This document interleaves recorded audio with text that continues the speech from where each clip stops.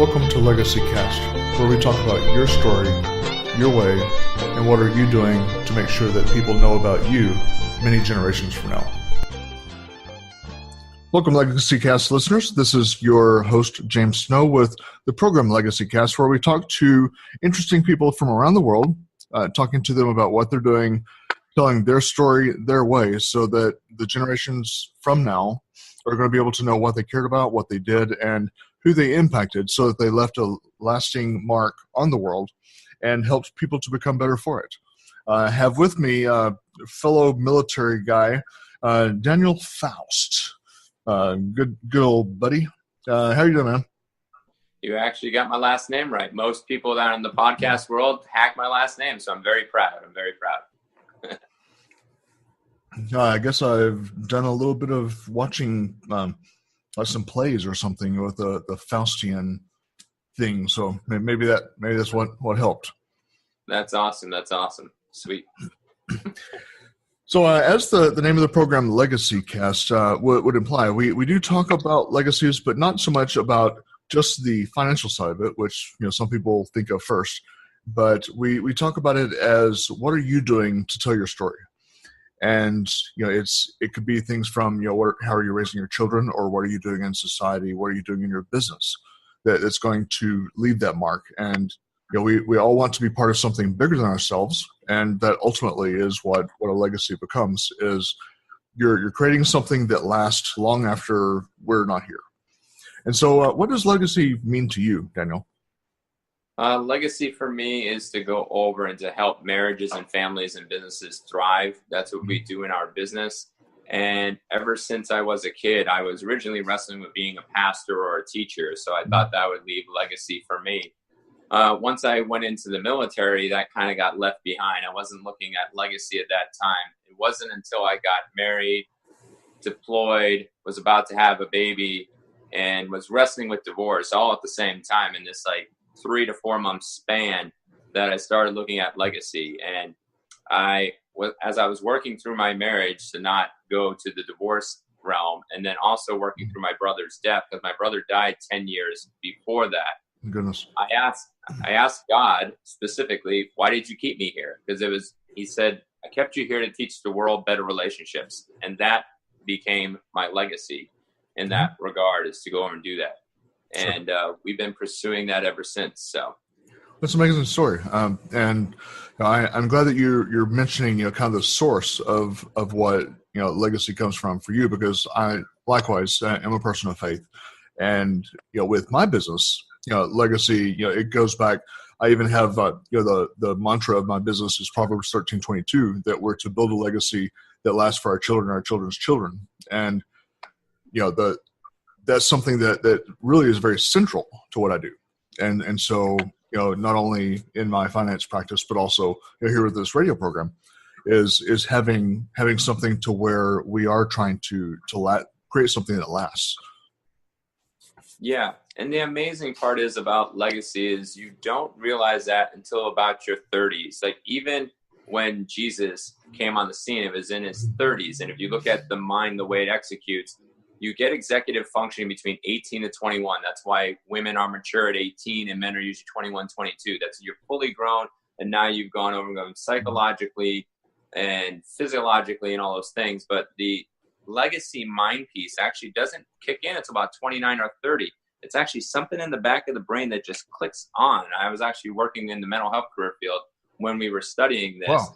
And it's right about 30 it happens. And that's when you actually start building your legacy. You start seeing people building towards their careers in their late 20s, early 30s, and looking at what's down the line. That's why people don't get into finances. You don't see an average 18-year-old I'm going to want to save tons of money and create a legacy for 10 generations down the road, unless their parents infused that and it became like a mental staple. It was like a root memory. They don't know why they do it. They just do it. Usually the 30-year-olds plus go over and they make an active decision. Yeah, so that's when I guess people really become more passionate about what their legacy is going to be, and wanting to do something that's going to outlive themselves. Yeah.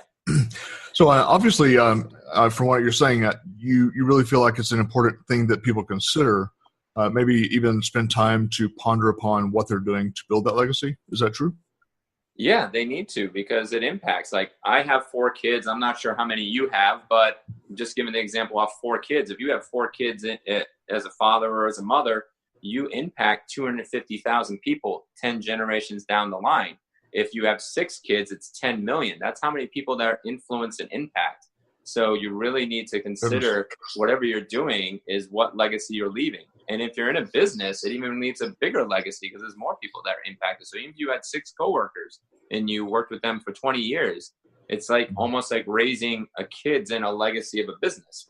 So it would be the same similar factor, is that you're making a big impact. Why not go over and make a legacy impact instead of just a temporal impact? Yeah, and that's something I think in our country, unfortunately, we've really gotten away from is thinking of things in those terms. Is in other countries, looking at things from the legacy approach is very, very natural for them. But here in the U.S., it seems like everything is just so instantaneous and so instant and quick and temporary that people just don't think about what they're doing that's going to last and create ripples in the multiple generations. Yeah, I would totally agree. Even in your finance world, you see people go over in their late 20s, early 30s, start buying homes, and they don't think of it 50, 60 years down the pike. They're only thinking like, okay, it's my kids, this is my needs, or hey, this is where I'm at. And then they like go down, and then when they empty nest, they're like, I bought such a big home. Now I need to go over and downsize. I can't handle it. I'm getting older. When me and my wife, it's like we've been apartment living, in rental house and living, not because of the society, I can't afford it or whatnot. It was more in the impact of why am I going to buy a place unless I'm looking at 50, 60 years down the line? I want the place to be able to house my kids, my grandkids, and when I'm old as junk and I can barely move and I'm back in the walker again, as you know my story, once I'm back in the walker, then I can go over and still live and thrive there. And I don't have to go over and be like, I have to adjust. I should be looking that road. And most people don't. They go over and they plan in the immediate.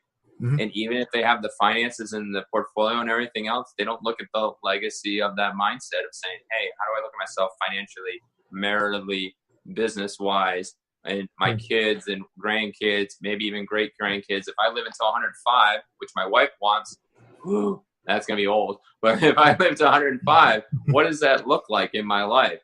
How do I go keep also my body as long as possible so I can pass as much legacy as possible? Absolutely.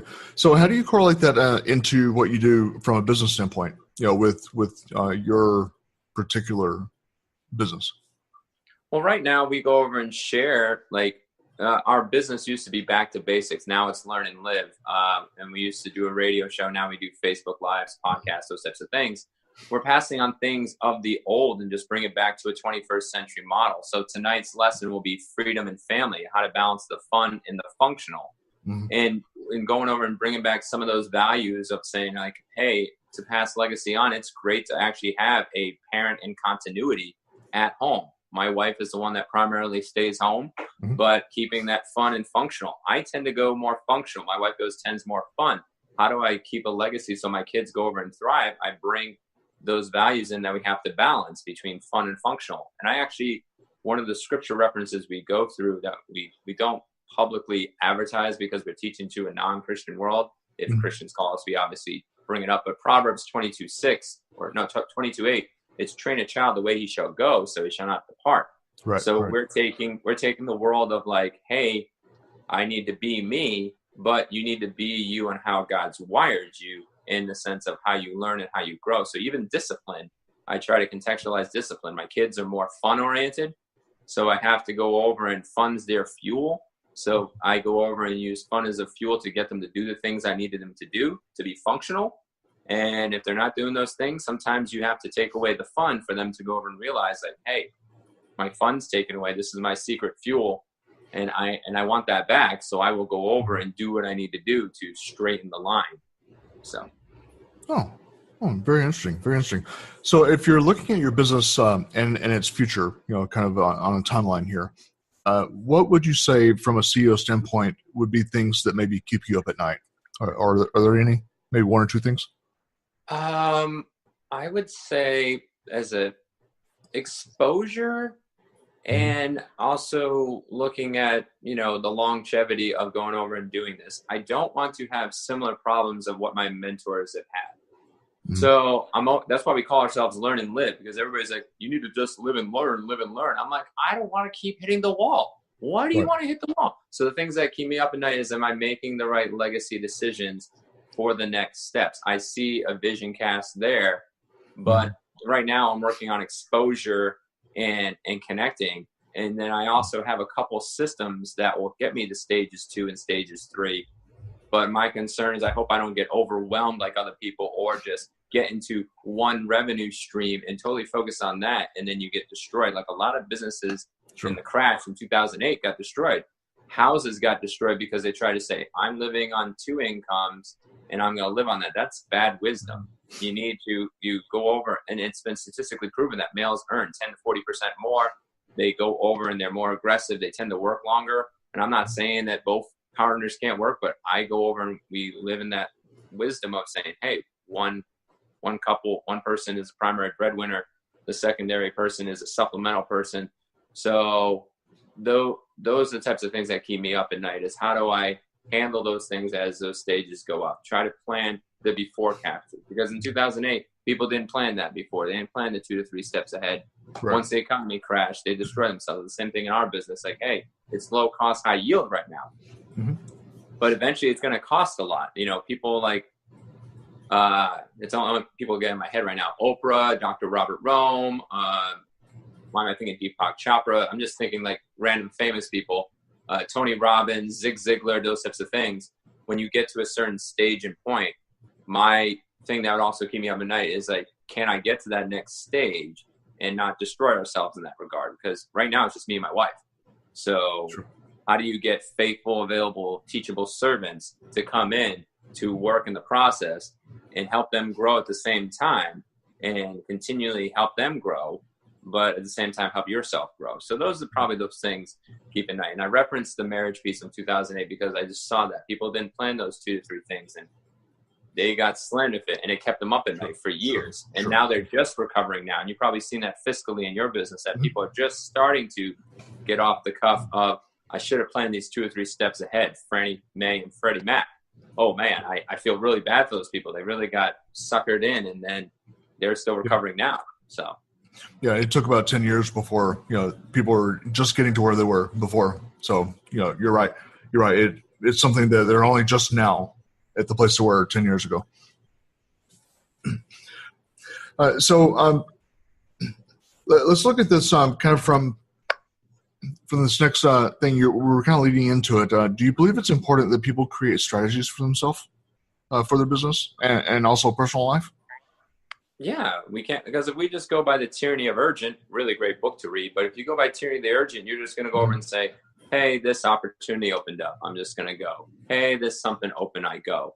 I think we need to ask, it's not the opportunity, it's not the gifting, is God leaded us to go do that thing? So we need to build a strategy for ourselves. We need to build almost like a mission statement for ourselves. Like my mission statement, my own personal one is Romans 12:2, do not conform to the patterns of the world, but be transformed by the renewing of your mind. So anything that I'm doing is trying to bring newness, what he brings in life.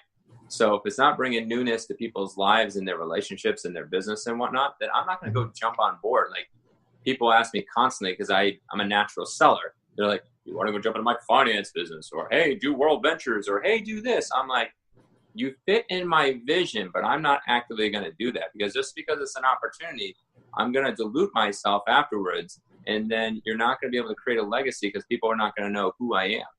They're not going to know what Learn and Live is. So that's the reason why I would say everybody needs to have a mission statement, have a legacy. I mean, not a mission statement or a strategy of their lives, because you basically you don't want to be 60, 70, 80 years old and regretting your life because you never figured out. Another word would be to call it as a calling or a kazon. It's in the Greek, CHAZOWN. Great book to go over and read. It helps you to figure out that strategy for your life. It goes through your past hurts. It goes through your giftings, spiritual and secular. And it goes through one more piece. I don't remember anymore. I've done it such a long time ago. But it's a great thing to go figure out, is that if you don't figure out your strategy,